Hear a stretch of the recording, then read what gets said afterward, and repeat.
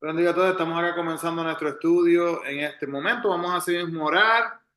El primer estudio del año. Estamos contentos, ¿verdad?, de lo que Dios va a estar haciendo este año en nuestras vidas, entendiendo y reconociendo que verdaderamente tenemos que estudiar su palabra. Amén. Hablábamos en el servicio del último año del hecho de que nosotros, cuando estudiamos la palabra de Dios, podemos acercarnos más y más y más a Él, entender su propósito y vivir de acuerdo a Él. Así que vamos a hacer eso entonces diariamente en nuestras vidas, hermanos. Oremos. Amado Dios, te damos gracias, Padre, por esta oportunidad de estar aquí reunidos. Gracias, Señor, por cuidarnos, bendecirnos, por estar con nosotros a través de este día. Gracias, Señor, por restaurar la salud de nuestra hermana Norma, de nuestro hermano Juan. Padre, te pedimos en este momento por todas las peticiones, Señor, que están en la cajita de peticiones. Te pedimos, Padre Jehová, Señor, así mismo por el hijo, Señor, de la señora Weir, Señor, que nos estuvo comunicando. Ten misericordia de este niño, Padre. Esta operación que le van a estar haciendo, Señor, toma control, Señor. El niño Connor, Padre, está en tus manos. Padre, que sea tu voluntad sobre sus vidas, mi Cristo, Señor. Bendice la familia, dale fortaleza en este momento difícil, después de lo difícil que ya han experimentado hasta ahora, Señor, con este niño. Padre, pero que tu mano, Señor, se glorifique sobre su vida y que su cuerpo sea restaurado y que sea un testimonio vivo, Señor, de tu poder y de lo que puedes hacer, Señor, cuando hay un pueblo que cree, que clama y que glorifica tu nombre. Háblanos, Señor, a través de este estudio en esta noche, para que podamos ser copartícipes, Señor, de este estudio y asimismo glorificar tu nombre como lo mereces. En el nombre de Jesús lo pedimos, mi Cristo. Amén y amén. Así que, así mismo para comenzar, hermanos, vamos a entonar unas alabanzas. Le pido entonces así, si me acompañan, los que están en sus casas, pueden cantar allá, ¿verdad?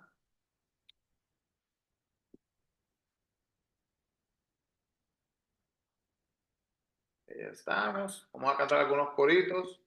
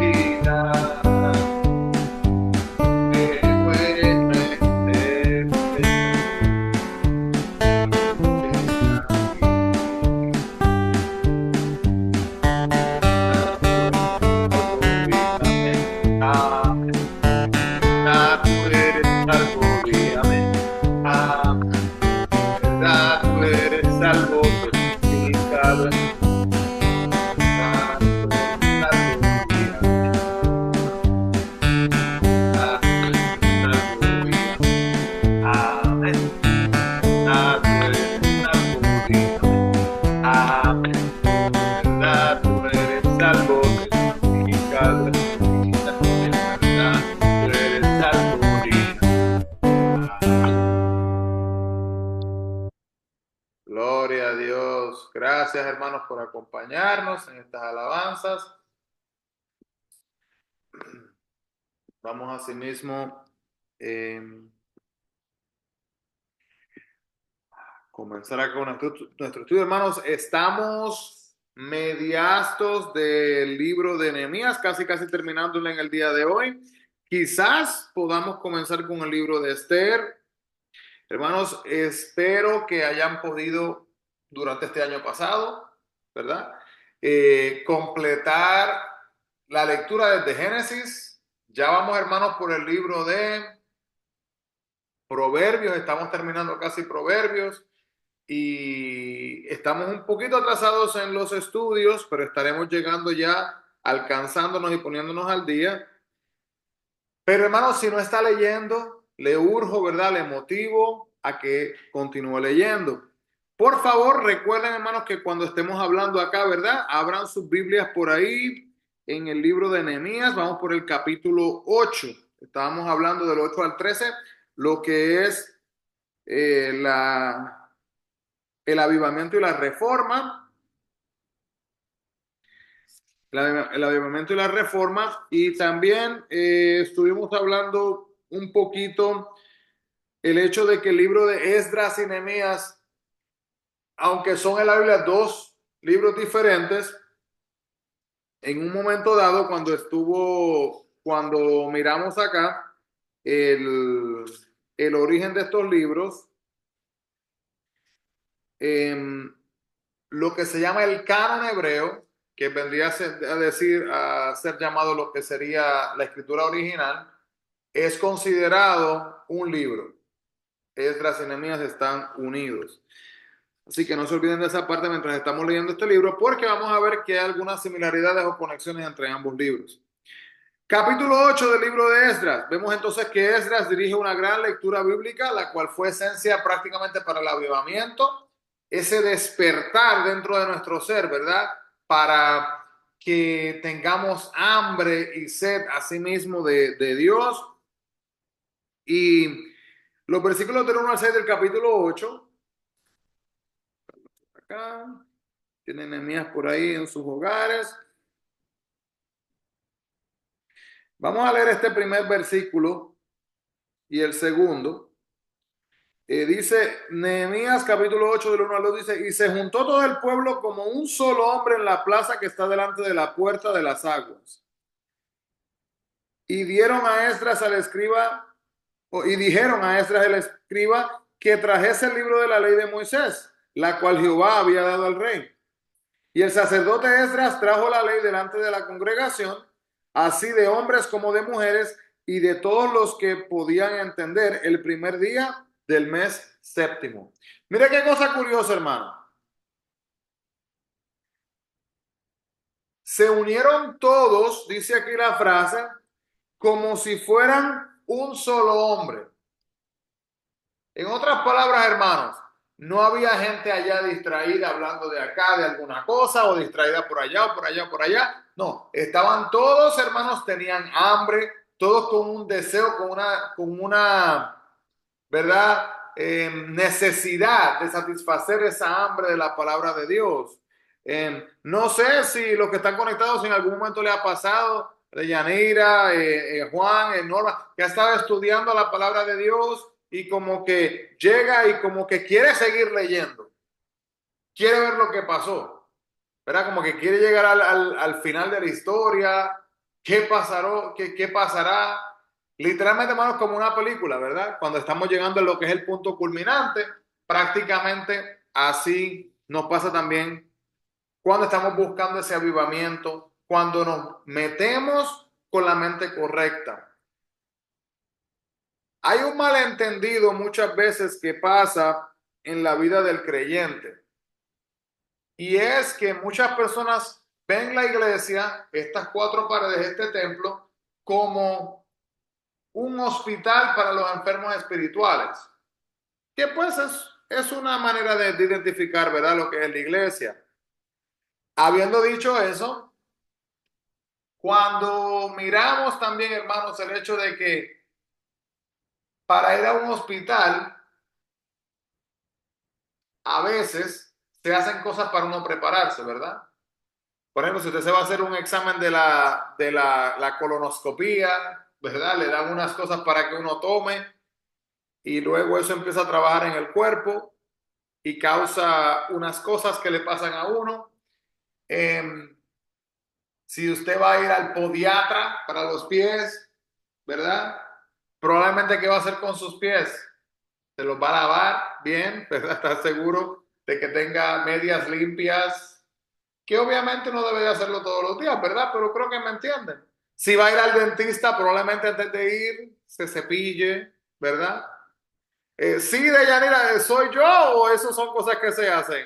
Juan, Norma, ¿que hacen esas cositas ustedes también o no?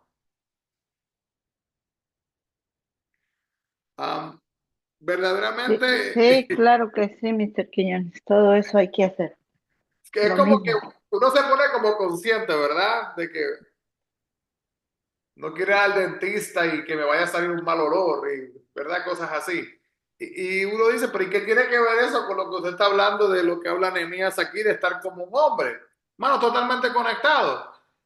Brincamos al Salmo 100, conectando esto con el Salmo 100, donde dice lo siguiente, que vamos a estar llegando ya al Salmo 100 en un tiempito, pero mire lo que dice el Salmo 100, hermanos. Esto es una lectura sumamente importante para el creyente. Mire lo que dice.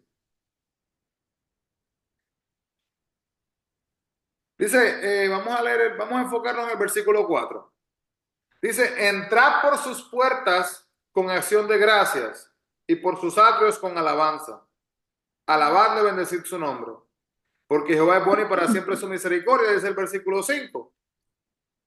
El punto clave, el punto clave aquí de esta lectura es cuando dice entrar por su puerta con acción de gracias. Hermanos, cuando usted se está preparando para ir a la iglesia, cuando yo me estoy preparando para ir a la iglesia, no es solamente elegir la ropa, es similar a cuando vamos a ir al doctor, donde preparamos de igual manera, ¿verdad? Ciertas cosas de nuestro cuerpo, nuestra vida, en nuestro interior.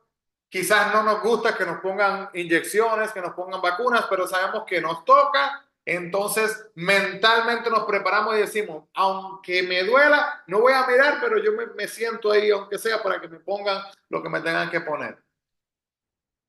Cuando vamos a la iglesia, cuando vamos a buscar al Señor, hermano, tenemos que mentalmente estar preparados. Tenemos que entrar por las puertas de la iglesia ya adorando y glorificando el nombre de Dios, no esperando que pase solamente acá, sino venir nosotros trayendo ese fuego, trayendo esa salsa ardiente, ¿verdad? Para quizás compartirla con aquel hermano, aquella hermana que quizás esté pasando un momento difícil, que no pueda hacer eso, compartir eso en este momento.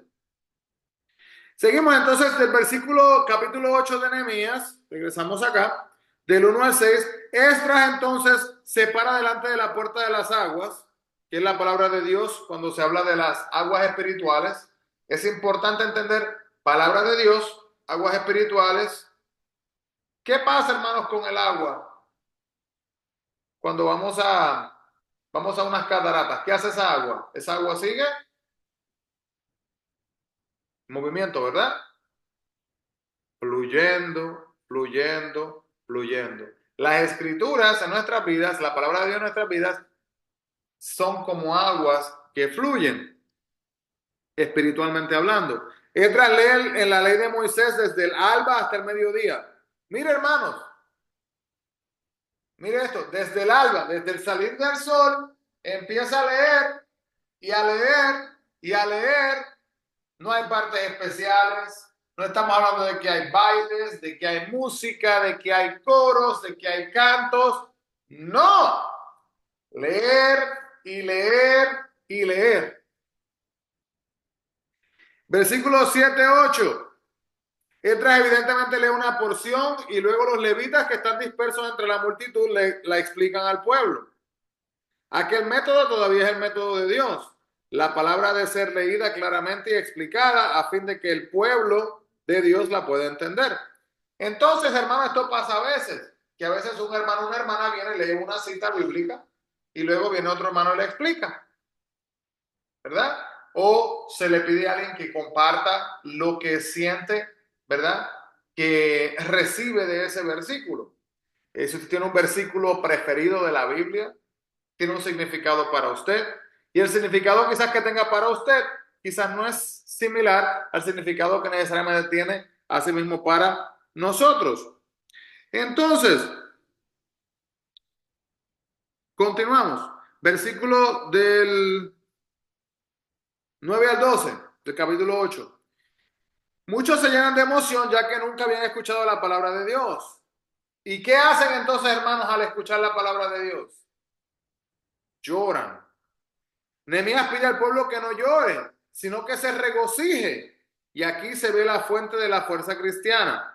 Dice Filipenses 4:13, porque el gozo de Jehová es vuestra fortaleza. Porque el gozo de Jehová es vuestra fortaleza. El versículo 13 nos muestra que entonces Esdras incluye a los maestros levitas en la ley, y el 14 al 18 muestra que la fiesta de los tabernáculos se celebra. Vamos a ver estos 4 versículos del capítulo 8. Ya que, hermano, las celebraciones en la palabra de Dios son importantísimas, ya que estas requieren orden y obediencia. No es solamente tener un evento, hay que seguir las instrucciones de Dios. Entonces, mire lo que dice acá, capítulo 14 al 18 del capítulo 8.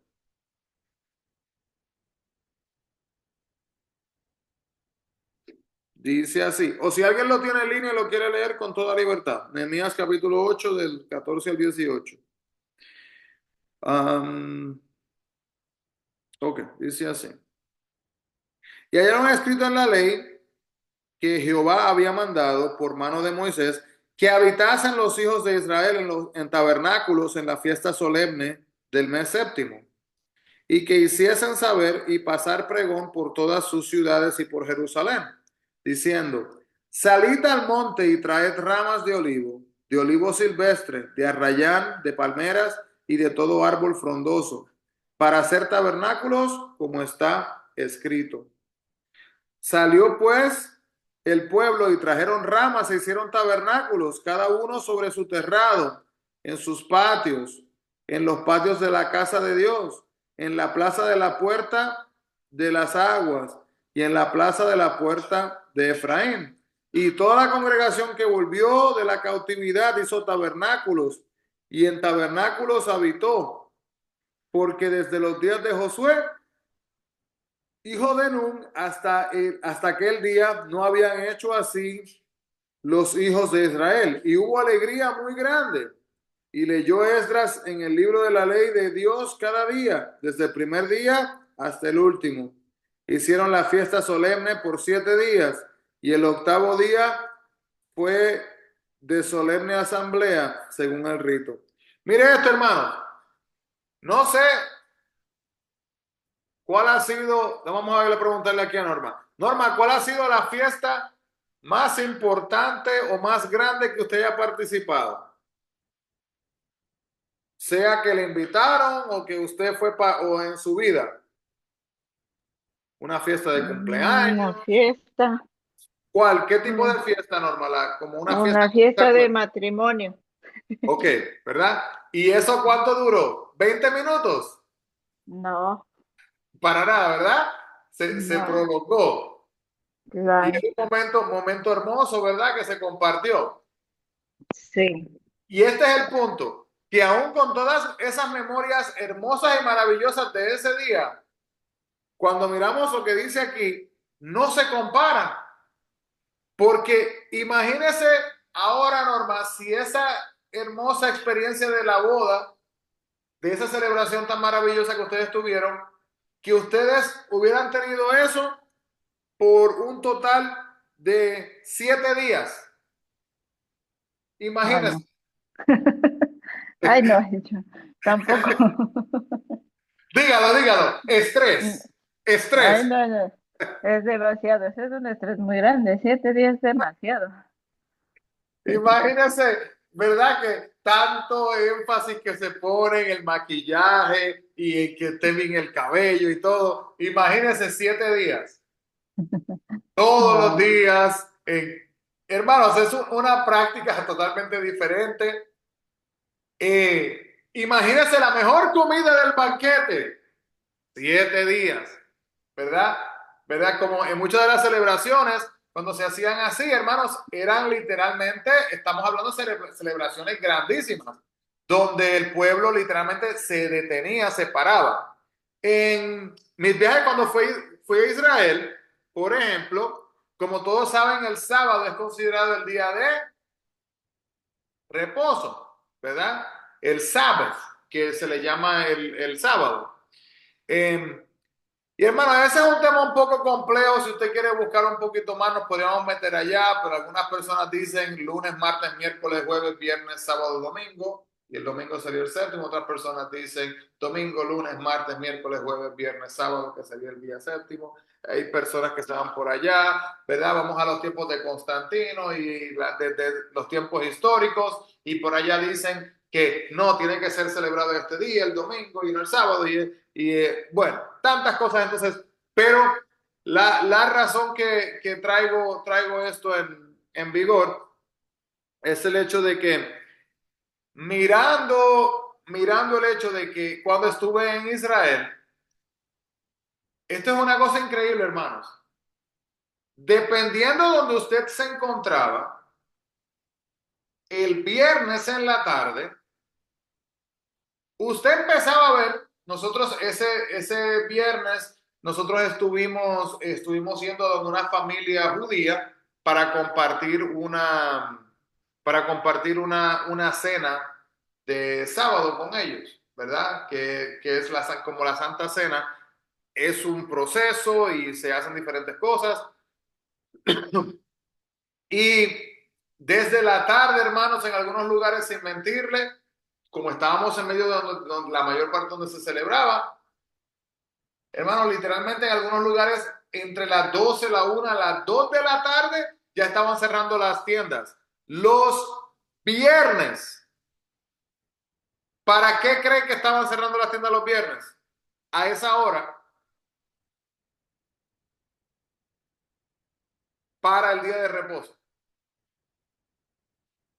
Desde las 2 de la tarde, hermanos, o algunos lugares aún antes, la gente se iba a sus hogares. Si tenía que ir de compra, tenía que hacer lo que tenía que hacer. Preparaban todo lo necesario para que el día de reposo no hicieran trabajo. Literalmente todo está preparado. Depende, hermanos, cuán estrictas sean algunas familias judías en cuanto a estas prácticas. Cuando estamos hablando de trabajo, hermanos, literalmente, si se cae un papel, recoger un papel puede ser considerado por algunas de estos grupos que es trabajo. Encender y apagar una luz, hermanos. Así que ¿sabe lo que sucede en muchas de estas familias donde eso es considerado trabajo? ¿Qué hacen el viernes en la noche con la luz? La dejan encendida, no la apagan, para que al otro día tengan luz sin tener que ir a encenderla. Cuando le ponemos seriedad, ¿verdad? A la palabra de Dios, al orden específico de todo. Así que le doy ese ejemplo de Israel en este momento. Imagínense, hermanos, en aquellos tiempos bíblicos y ahora entendamos una nación que había sido separada de la palabra de Dios en un momento. Ahora vienen y son unidos con la palabra de Dios de nuevo y están escuchando la Biblia. Wow, tengo sed de la palabra de Dios. Entonces ahí están celebrando la fiesta de los tabernáculos. Capítulo 9 viene entonces lo que es la oración y el avivamiento. El versículo 1 al 3 del capítulo 9. Los ingredientes y el orden del avivamiento tienen importancia leyendo la palabra de Dios, estudiándola y comprendiéndola. Y esto es esencial y fundamental.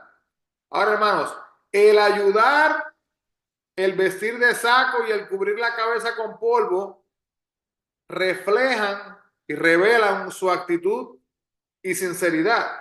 confesión y adoración siguen. Vamos a ver estos versículos, capítulo 9, del 1 al 3. Dice así.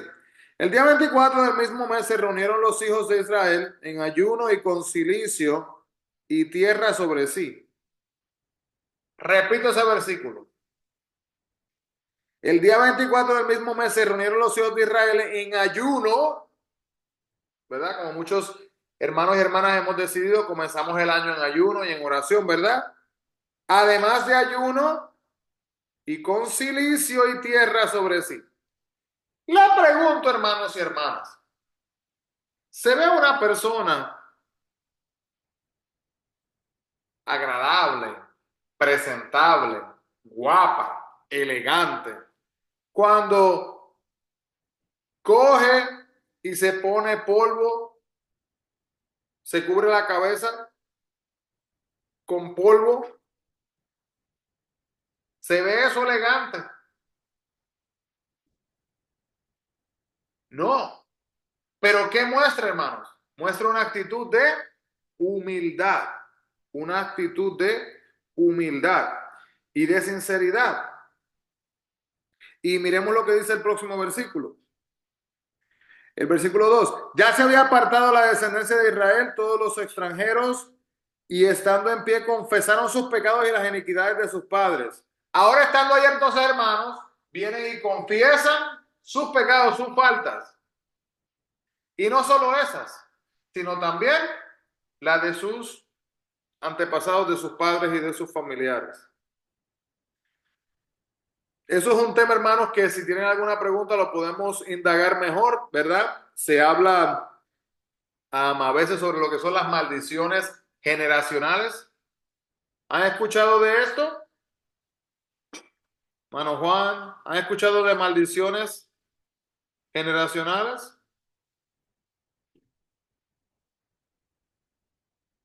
Está, ¿verdad? Conectado con posibles cosas, traumas que hayan pasado en nuestros antepasados, en nuestras familias, y cómo esto puede tener un rasgo, ¿verdad? En nuestras vidas, en nuestros futuros. Es un tema que podemos hablar, ¿verdad? Bastante en profundo y meternos bastante de lleno, pero se lo voy a resumir con una oración simple. Hermanos, Cristo vino a la cruz y a través de su muerte, Él rompió toda cadena. Y al romper toda cadena significa que Él rompió toda cadena. Está en nosotros, ¿verdad? ¿Qué tipo de caminar vamos a tener con Dios? ¿Qué tipo de andar vamos a tener así mismo con Dios? Y si vamos a estar sujetos a nuestros antepasados. Yo le puedo decir a usted, hermano, en el día de hoy, que yo soy quien soy, no por mi pasado. Yo no soy un producto de mi pasado. Yo soy un producto de Cristo. Yo no soy un producto de las cosas que experimenté como niño, las cosas que me hicieron que quizás hubiera preferido que si tuviera quizás un borrador podría borrar, ojalá no me hubiera pasado esto, no me hubieran hecho esto, ¿verdad? Uno podría decir, me hubiera gustado, me hubiera gustado, me hubiera gustado. Pero a pesar de que quizás podríamos borrar y hacer algunos cambios, si uno pudiera, ¿verdad? Tener esa oportunidad.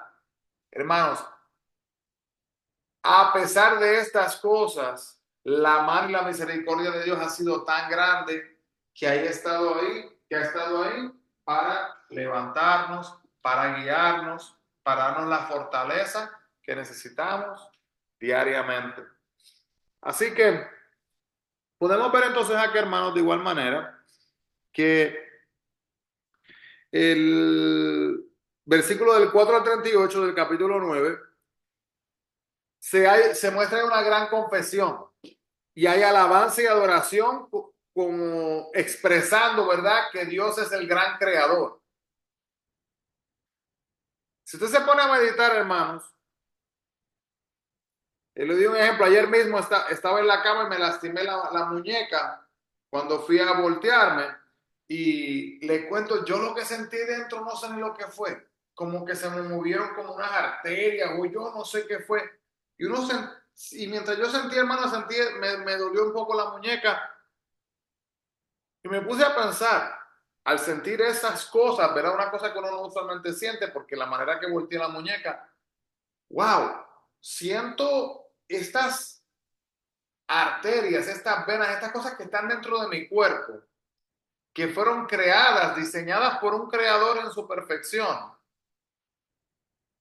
Qué cosas más complejas que aún al hacerse daño, un día y medio después, ya está todo bien. ¿Usted se ha puesto a pensar en eso? El creador, ¿verdad? Nuestro Dios.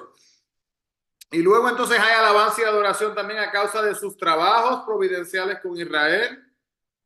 Y luego también hay una recitación, un recordatorio de la larga historia de la nación. En lo que es la vida de Esteban, si se acuerdan de Esteban, Esteban que fue mártir, Esteban también recitó esa misma historia que está en esos versículos del capítulo 9 del 4 al 38. Pero lo condujo a un asesinato, a su asesinato más bien que al avivamiento, a su condenación más bien que a la confesión de ellos. Pero vemos el versículo 34 al 38, vamos a leer estos acá. Y es curioso, hermanos, que hagamos esa comparación entre, entre lo que fue Esteban, ¿verdad? Y lo que pasa acá en este momento. La misma lectura bíblica tiene un efecto diferente.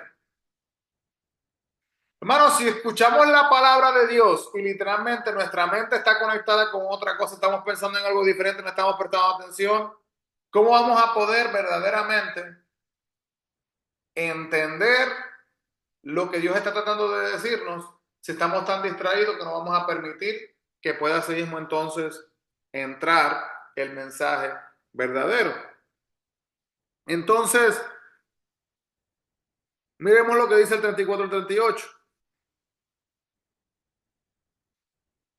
Dice así: echamos también suertes a los sacerdotes, los levitas y el pueblo acerca de la ofrenda de la leña, para traerla a la casa de nuestro Dios, según las casas de nuestros padres, en los tiempos determinados cada año, para quemar sobre el altar de Jehová nuestro Dios, como está escrito en la ley.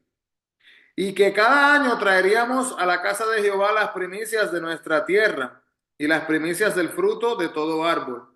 Asimismo, los primogénitos de nuestros hijos y nuestros ganados, como está escrito en la ley. Y que traeríamos los primogénitos de nuestras vacas y de nuestras ovejas a la casa de nuestro Dios, a los sacerdotes que ministran en la casa de nuestro Dios, que traeríamos también las primicias de nuestras masas y nuestras ofrendas y del fruto de todo árbol, y del vino y del aceite para los sacerdotes, a las cámaras de la casa de nuestro Dios, y el diezmo de nuestra tierra para los levitas, y que los levitas recibirían la décima de nuestras labores en todas las ciudades, y que estaría el sacerdote hijo de Aarón con los levitas cuando los levitas recibiesen el diezmo, y que los levitas llevarían el diezmo, del diezmo a la casa de nuestro Dios, a las cámaras de la casa del tesoro. Así que podemos ver entonces aquí, hermanos, que confiesan su pecado y luego vienen y empiezan entonces a traer sus ofrendas. Dan su diezmo, su 10%. Están trayendo, ¿verdad? Estos productos. Pero lo más importante, hermano, de esta parte acá, el sentir, dar, ¿verdad? La decisión de hacerlo, sale de aquí adentro. Se nos pide, ¿verdad? Que seamos partícipes y dadivosos. Pero de igual manera, hermanos, toma una decisión si nosotros vamos a dar con gozo. Le contaba a una persona, una de las cosas más deliciosas que uno puede comer, esto va a sonar un poquito irónico, es lo que usted pone dentro de su boca, que saborea y que le gusta. Porque es irónico, porque no le estoy diciendo que va a saber bueno. Pero vamos a ver acá, no sé. Juan, cuál es su comida favorita? Díganos, Juan. Yo no sé si Juan está conectado, yo estoy trabajando. Oh, usted está desde su trabajo, está por allá. Oh, ok. Sí, yo Bueno, estoy en mi trabajo. ya que respondió Norma a usted. Norma, ¿cuál es su comida favorita? Mi comida favorita, ah,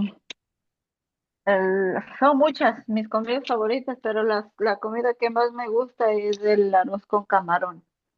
Arroz con camarones. Ahora le voy a pedir entonces que se imagine esto, Norma. Imagínese que usted le tiene unas ganas a ese arroz con camarones. Estaba pensando, ya lo tenía listo y preparado para su almuerzo. Lo calentó, decide que se va a ir al parque a sentarse a comer. Tiene su arroz calientito y cuando va a meter la cuchara o el tenedor para comer el primer bocado, ve una persona que no tiene comida, que está ahí, no tiene dinero y tiene hambre. Y usted le ofrece esa comida y se la da, aunque la quería, porque es su favorito, ¿verdad? ¿Cómo se va a sentir al Feliz ver a de esta haberle dado persona? ¿Cómo se va a sentir Norma al ver a esta persona comerse esa comida? felicidad, porque pobrecito. Ahí está el punto, pobrecito, ¿verdad? Felicidad. Sí, Así que es curioso que no se comió su comida favorita y sin comerla pudo casi digerir un sentimiento de gozo y de felicidad. sí, Eso es lo que hace a una persona, cuando una persona es dadivosa en base a la humildad, usted puede experimentar ese gozo dentro de su propio ser. Entonces, el capítulo 10, el pueblo hace y firma un pacto de servir a Dios, así que en este momento dicen, vamos a comprometernos a servir a Dios. El capítulo 11, el pueblo viene y echa suertes para ver quién ha de morar en Jerusalén y quién ha de vivir en la otra parte de la tierra. Luego el capítulo 12 se divide en dos secciones, versículos del 1 hasta el 42, vemos que el rol de los sacerdotes y los levitas regresan entonces con Zorobabel. Y el versículo del 43 al 47, tenemos la restauración de los sacrificios y de la adoración en el templo. Escucha, hermano, la palabra clave, la restauración. ¿Por qué restauración? Porque hubo un momento dado que había sido detenidos estas prácticas con todas las cosas que habían pasado. Luego vamos al capítulo 13 donde Nehemías, el que había regresado a Persia, vuelve nuevamente a Jerusalén y cuando regresa a Jerusalén ahora viene y también instituye reformas. El versículo del 1 al 5 de este capítulo habla de la lectura de la ley y muestra cómo esta conduce a lo que es la separación. Luego del versículo 6 al 9 llega Nehemías, vuelve a Jerusalén, echa fuera del aposento que le había sido dado en el templo a Tobías. Tobías, ¿verdad? Está en un aposento y en este momento, así mismo es ahora sacado fuera en este momento. Y vemos entonces que luego los levitas no habían sido pagados. Nehemías obliga a los gobernadores a ver que los levitas reciban su porción. Recuerden, hermanos, que los levitas, si regresamos al principio, ¿verdad? Tenemos desde el tiempo de, cuando mencionamos, ¿verdad? Uno de los últimos que estuvimos hablando, vemos a Aarón, ¿verdad? Y la descendencia de Aarón, las personas levitas eran las que podían servir como sacerdotes. tenían que ser linaje, descendencia directa. Eh, entonces, Nehemías dice, no, no, no, no, no, no, no. Estos gobernadores, ustedes tienen que pagar la porción que le corresponde a los levitas. No sé si esto lo han visto, lo han pensado.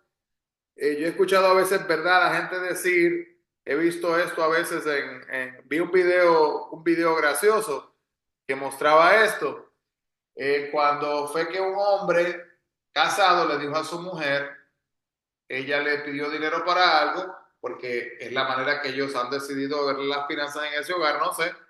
Y entonces él le dijo, no, no, no, yo soy el que gano el dinero, yo no le voy a dar el dinero, eso es demasiado dinero para que usted esté gastando en eso, tenga este poquito, porque usted no trabaja. Y le dijo a la mujer, usted no trabaja. Y como usted no está contribuyendo, pues entonces no puede. Y luego el video se torna un poco gracioso, porque entonces ella se pone a pensar, un poco molesta, y lo que hace es entonces que al día siguiente le hace el desayuno al esposo, y cuando le hace el desayuno le da un cobro por hacer el desayuno.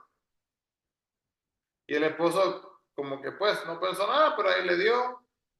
Y entonces cuando el esposo se va a ir para el trabajo, le da un cobro para el trabajo, porque le dio el almuerzo.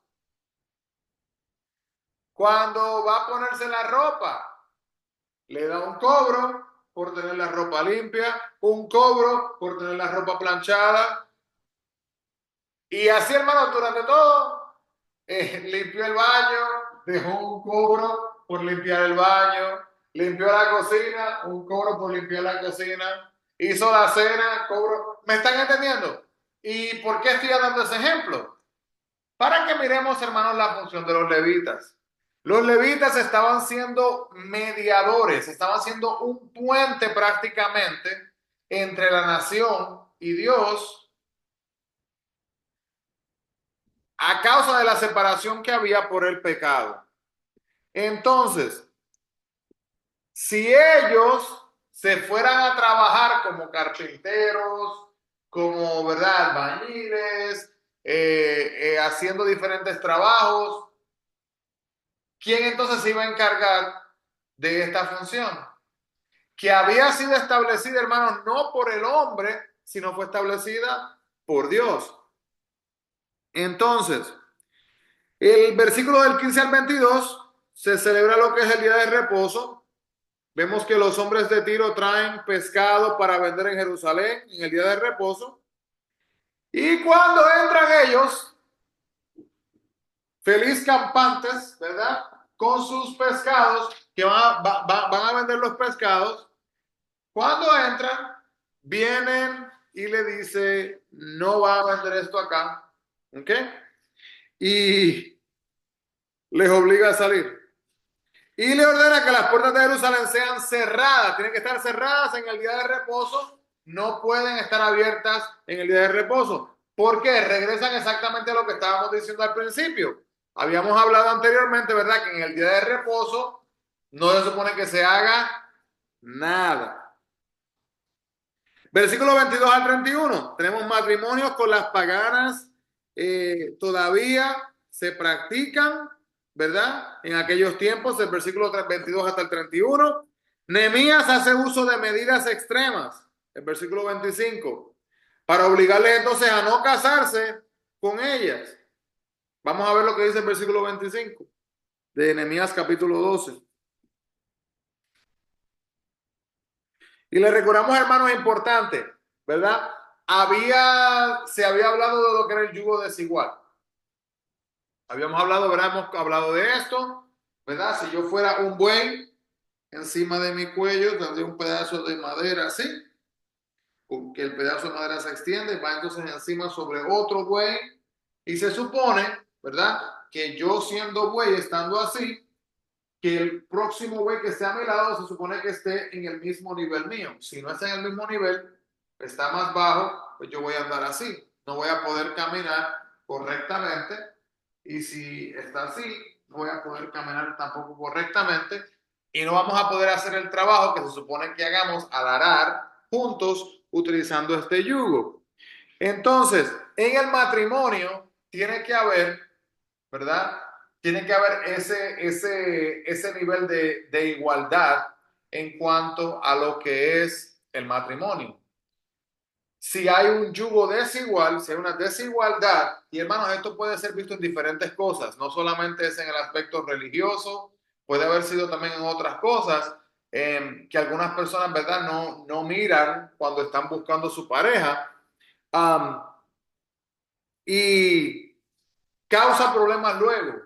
En este caso estamos mirando bíblicamente el aspecto de lo que era la idolatría. Venía un judío, ¿verdad? Y se casaba entonces con una mujer que era de otro lugar, que era de otra nación, donde se adoraban dioses, donde se practicaba lo que es la idolatría. Y entonces al estar casados, ¿qué iba a causar eso? Venían ahora, al estar viviendo juntos, quizás traían estatuas, ídolos que tenían dentro así mismo de la misma casa. Y ese tipo de cosas causaba un gran problema a la larga y a la postre. Entonces, versículo 25 dice así, vamos a ver, del capítulo 12 de Nehemías. Matanías, Bacbuquías, Obadías, Mesalún, Talmón y Acub, guardas eran porteros para la guardia de las entradas, asimismo de las puertas. Estos fueron los días de Joacim, hijo de Jesúa, hijo de Josadac, y en los días del gobernador Nehemías y del sacerdote Esdra, que era también entonces escriba. Entonces podemos ver que establecieron un orden de funciones, de responsabilidades, para usar esto como un recordatorio para ayudarles a que no se fueran a sí mismos por el camino erróneo. El versículo también acá, vamos a ver, el próximo versículo, este que está acá, disculpe. Dice, y reñí con ellos y los maldije, el versículo 25, y herí a alguno de ellos y les arranqué los cabellos y les hice jurar diciendo, no daréis vuestras hijas a sus hijos y no tomaréis de sus hijas para vuestros hijos ni para vosotros mismos. En otras palabras, usted no se va a casar con estas otras mujeres, no lo va a hacer, no lo va a hacer. Hermanos, prácticamente a la fuerza. Si usted se ha puesto a pensar, es bien interesante que al pasar de todos estos años, hermanos, que han pasado, que la nación de Israel todavía tiene su identidad. ¿Cuántas naciones? ¿Cuántas guerras? ¿Cuántas veces se ha tratado de terminar, de exterminar literalmente, hermano, de la faz de la tierra lo que es a la nación de Israel? Y todavía está de pie. Podemos entonces, hermanos, ver asimismo que los matrimonios son un regalo de Dios y como tal requieren asimismo, hermanos, cuidado,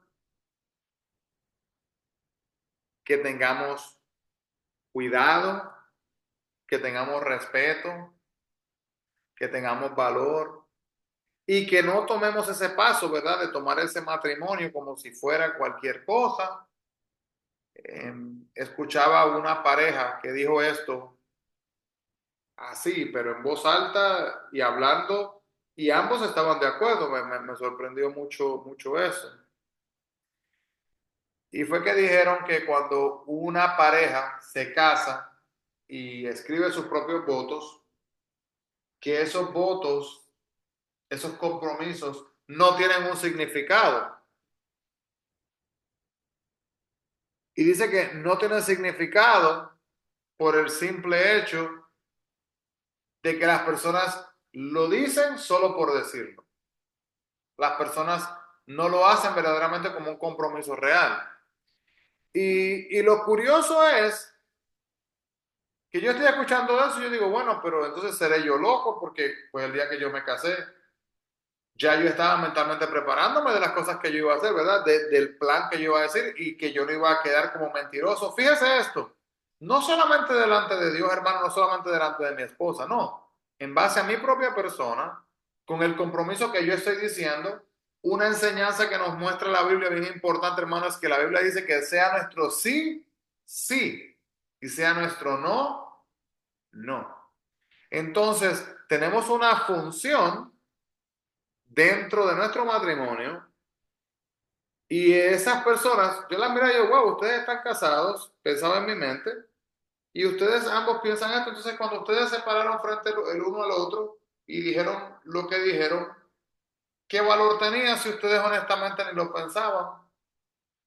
Porque entonces fíjense, cuando dicen por ejemplo en una boda, en el matrimonio, cuando hacen los votos o se está compartiendo el matrimonio, se dice que van a estar juntos en las buenas, en las malas, en la enfermedad y en la aflicción. Imagínense, hermanos, decir eso y en el momento que venga la aflicción en un matrimonio, ya no me importa, me voy, no quiero lidiar con nada. ¿Dónde quedó la unión? ¿Dónde queda el hecho de que dos se convierten en uno? Pero regresamos entonces a una esencia importante, es que si hay un yugo desigual, eso va a tener una consecuencia a la larga y a la postre en este matrimonio.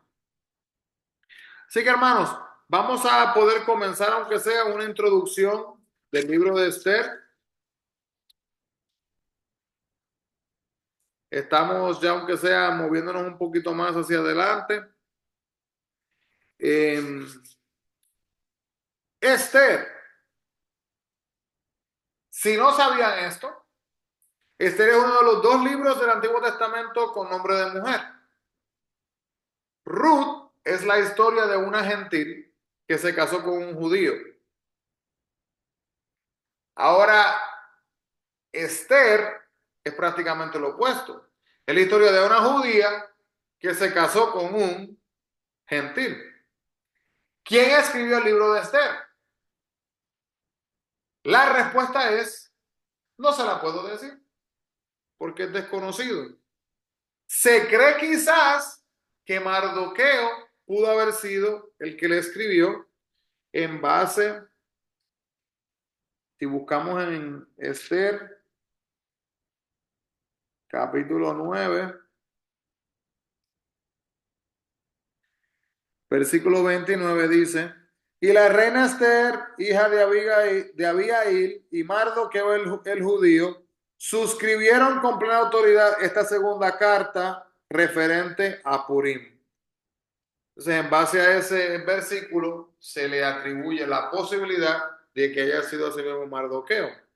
El versículo clave, hermanos, del libro de Esther en su totalidad, podemos ver que dice capítulo 4, versículo 14 de Esther, dice así, porque si callas absolutamente en este tiempo, respiro y liberación vendrá de alguna parte para los judíos, mas tú y la casa de tu padre pereceréis.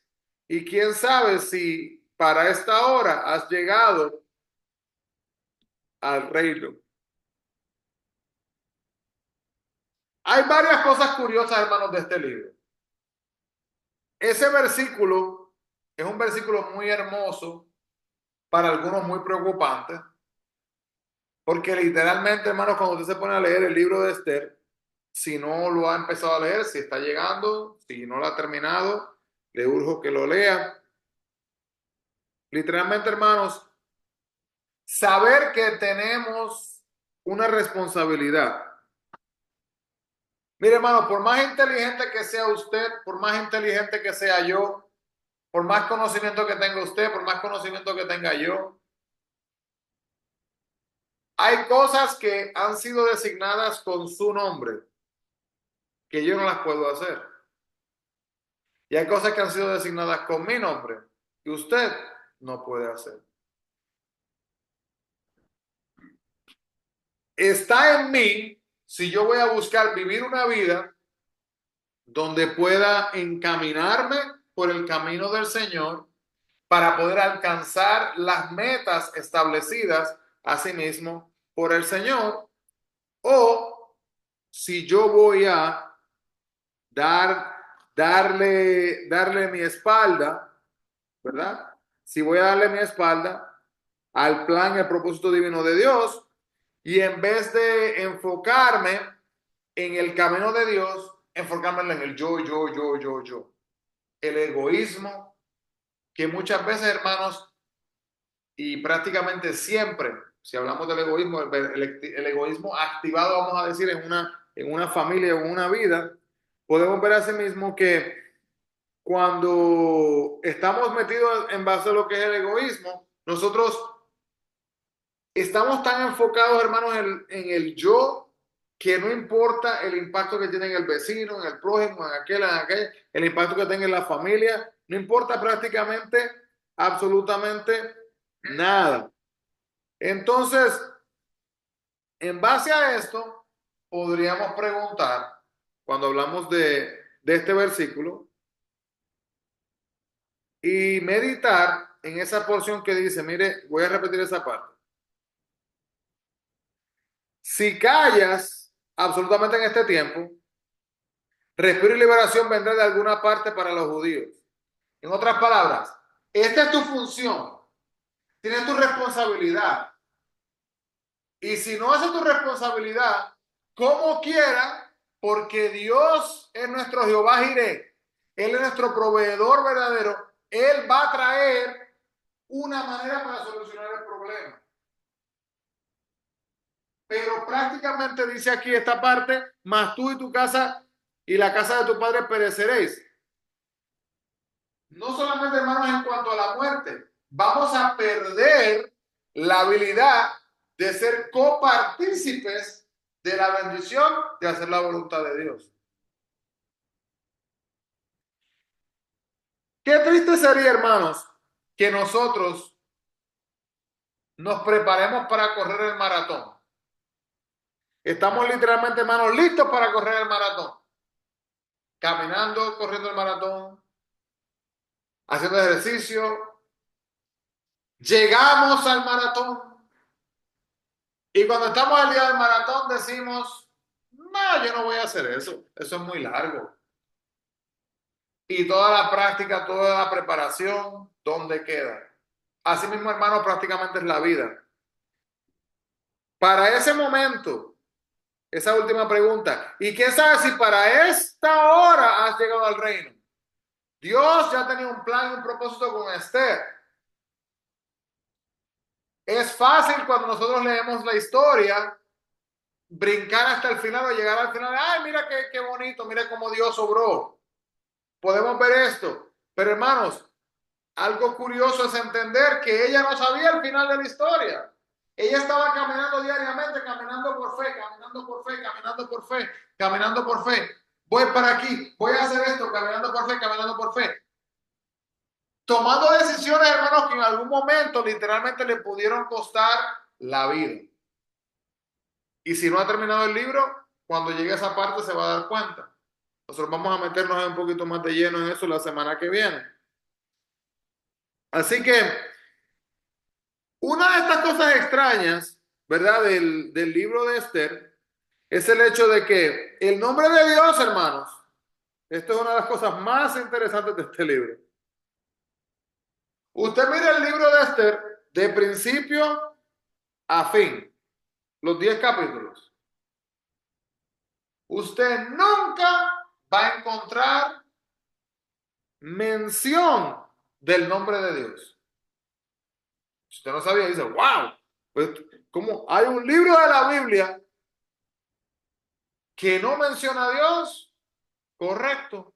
Este libro, hermano, no menciona a Dios bajo el nombre de Dios.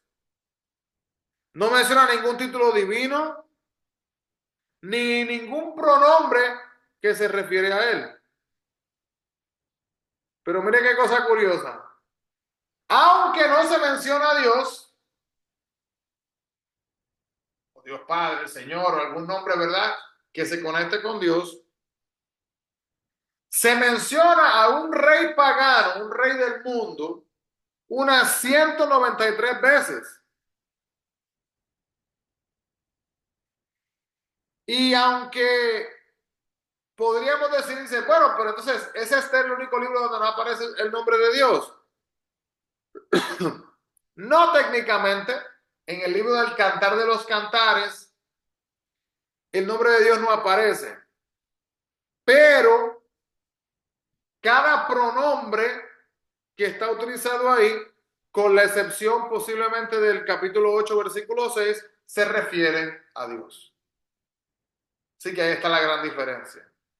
En el libro de Esther no se utiliza un él hablando de Dios.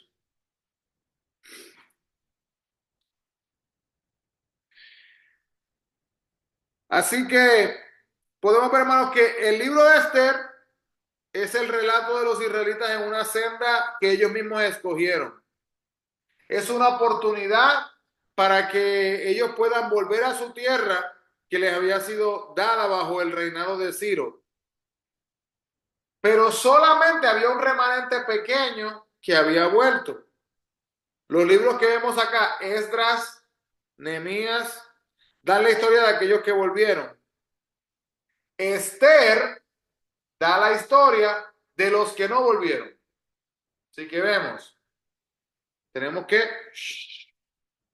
regresar en la historia.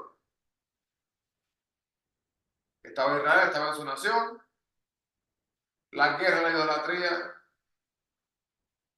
separación, esclavitud, diferentes lugares alrededor del mundo, y de repente ahora pueden regresar. Y de los que podían regresar, hermanos, de todos los que podían regresar, solamente regresó un remanente. Y ese remanente que regresó, el libro de Esdras y Nehemías nos habla de ese grupo que regresó.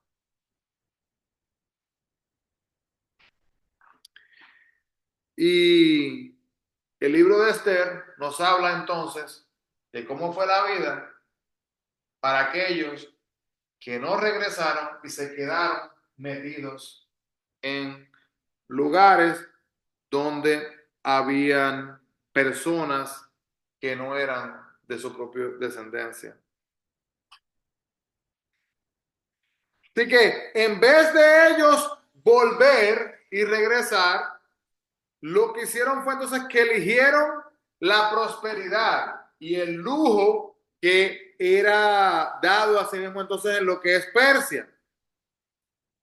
Ellos están fuera de la voluntad de Dios, pero no se hallan más allá de su cuidado. Pero podemos ver en Deuteronomio capítulo 31, versículo 18, nos explica el motivo de por qué el nombre de Dios no aparece. Vamos a leer Deuteronomio.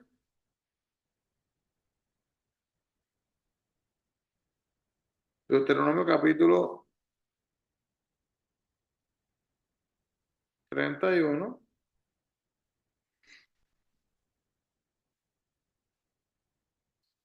Si alguien lo encuentra primero que yo, de los que están en línea, por favor, con toda libertad.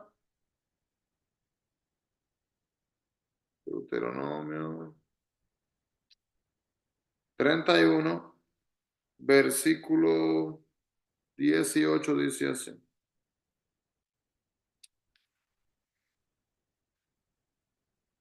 Pero ciertamente yo esconderé mi rostro en aquel día por todo el mal que ellos habrán hecho, por haberse vuelto a dioses o por haberse vuelto a dioses ajenos. Entonces, hermanos, podemos ver cómo es esconder, podemos decir, ¿verdad? De parte de Dios, que no se ve en el libro completo de Esther, que usted lea de principio a fin.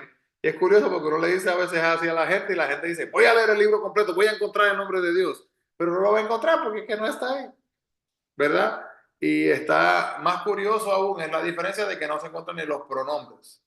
Y eso, pues, como dice, wow, qué cosa increíble que esté ese libro de acá en la Biblia y no tiene el nombre de Dios.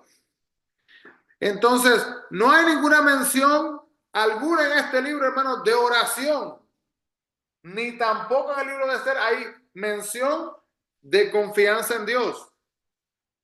El libro de Esther nunca se cita en el Nuevo Testamento, ni siquiera hay una referencia casual de ello. Pero curiosamente, hermanos, los judíos le dan un énfasis muy especial a este libro. Es uno de los 5 libros llamados Megillot.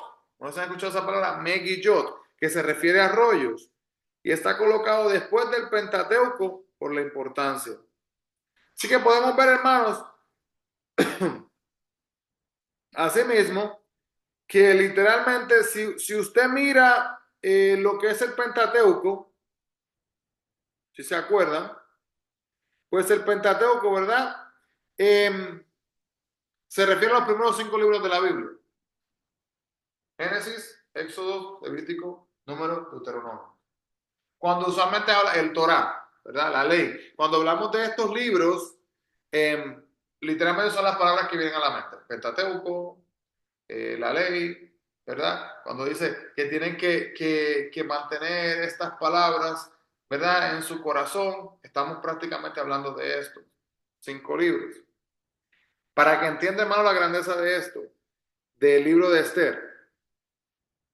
Literalmente, hermanos, en el orden de libros importantes, después de esto del Pentateuco, le dan suma importancia al libro de Esther de tal manera que literalmente lo ponen ahí como el próximo que menciona. Así que bueno, vamos a parar ahí esta noche. Gracias a todos los que se han conectado con nosotros en este momento. Le pedimos a sí mismo, hermanos, que sigamos orando por aquellos hermanos y hermanas que están en necesidad, que están pasando por tiempos difíciles. Sigamos orando por Connor, ¿verdad? Para que Dios siga obrando en su vida, en este niño, y que sea su voluntad. Y la semana que viene continuamos leyendo el libro de Esther. Si no ha terminado, hermanos, continúe dándole fuerte. Amado Dios, gracias, Padre, por esta oportunidad. Te agradecemos por cada hermano, por cada hermana, Señor, que han podido conectarse con nosotros, han podido, Señor, llegar, Señor, para compartir tu palabra. Gracias, Señor, por el tiempo de reflexión, Padre, por el recordatorio, Señor, de que tenemos que buscarte en espíritu y en verdad. Y asimismo, Señor, acercarnos más hacia ti diariamente. No dejarnos distraer, Padre, por las cosas que nos rodean, por las situaciones o las dificultades. Guarda nuestros pasos, guíanos y que nuestras vidas, Señor, sean asimismo de acuerdo a tu plan. Guía nuestros pasos y que seamos diariamente, Señor, una reflexión tuya en base a la manera que hablamos, que pensamos, que nos expresamos y que vivimos. En el nombre de Jesús, mi Dios. Amén y amén. Así que, hermanos, Dios les bendiga grandemente. Bendiciones a todos y no se olviden, busquemos siempre la presencia del Señor. Nos veremos en el próximo estudio o en la iglesia el domingo. Que Dios les bendiga. Bendiciones.